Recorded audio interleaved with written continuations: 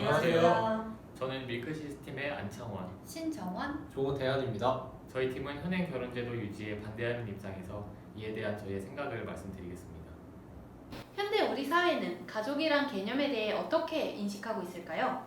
지난 5월 여성가족부와 한국여성정책연구원이 발표한 여론조사에 따르면 가족이라는 의미에 대해 혼인, 혈연 중심의 관계에서 공동체, 그리고 정서적 유대가 있는 친밀한 관계로 변화하고 있었습니다.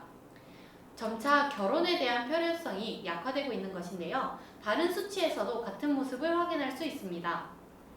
통계청이 발표한 자료에 따르면 1000명당 혼인율을 나타내는 조혼인율은 5.00명, 조이혼율은 2.1명, 합계 출산율은 0.98명이었습니다. 결혼이라는 제도가 안정적인 가정과 육아를 위해 존재하는 제도라는 것을 고려했을 때 결혼제도가 제 역할을 다하지 못하고 있음을 나타냅니다.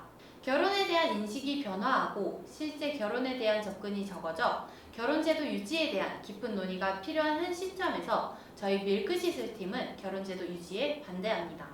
근거는 크게 두 가지입니다. 첫째, 현행 결혼제도는 제정 당시의 기능과 취지를 다하지 못합니다. 현재 결혼은 남녀 부부의 혼인신고로 성립되며 법적 테두리 안에서 각종 권리와 의무를 부여받습니다. 예를 들어 부부는 상속의 권리를 가지지만 일방의 의사만으로 이혼할 수 없는 의무 역시 져야만 합니다. 현행 제도가 이 같은 권리와 의무를 부여하는 이유는 사회의 기초를 이루는 부부와 가정을 안정적으로 유지시키고 더 나아가 사회 구성원의 재생산에 기여하기 위함입니다. 그러나 혼인율과 출산율이 감소하고 이혼율이 증가하는 현실 속에서 결혼은 가정과 육아라는 사회적 기능을 온전히 수행하지 못하고 있습니다. 본래의 취지를 잃어버린 셈이므로 유지되어야 할 이유를 찾기 어렵습니다. 둘째, 현행 결혼제도는 새롭게 등장하는 다양한 부부관계를 담아내지 못합니다. 결혼에 대한 가치관이 빠르게 변하고 있습니다.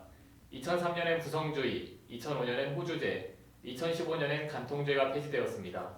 성에 보수적이었던 과거와 달리 자유로운 삶을 추구하는 사람들이 늘어나고 있습니다. 혼인신고를 하지 않고 동거하는 커플들도 늘어나고 있습니다. 그들에게 결혼이란 제도는 지나치게 무겁고 부담스럽습니다. 동성부부 역시 그들의 권리를 주장하고 있습니다.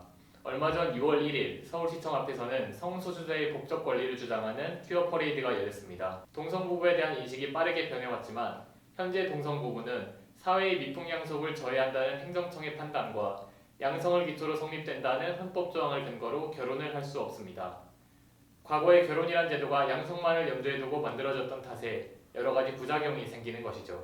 정리하자면 오늘날의 사람들에게 현행 결혼 제도는 지나치게 부담스럽고 비좁습니다. 이제는 시대 흐름에 부합하는 새로운 제도가 필요한 때입니다. 저희는 현행 결혼 제도의 대안으로 생활 동반자 제도를 제시합니다.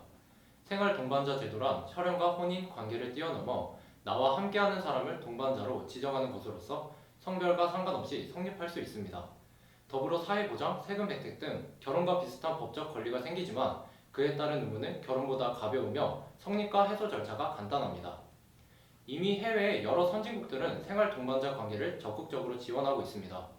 2014년 OECD 평균 혼외자 출생 비율은 40.5%이며 스페인과 프랑스 등 일부 진보적인 국가들은 이미 50%를 넘었습니다. 이는 구시대적 결혼제도의 변화가 필요하다는 것을 의미합니다. 따라서 우리나라 또한 결혼제도의 변화가 필요하며 이는 보다 자유롭고 다양한 관계를 존중하는 생활 동반자 제도로 대체되어야 한다고 생각합니다. 이상으로 저희 밀크시슬팀 발표를 마치도록 하겠습니다. 감사합니다.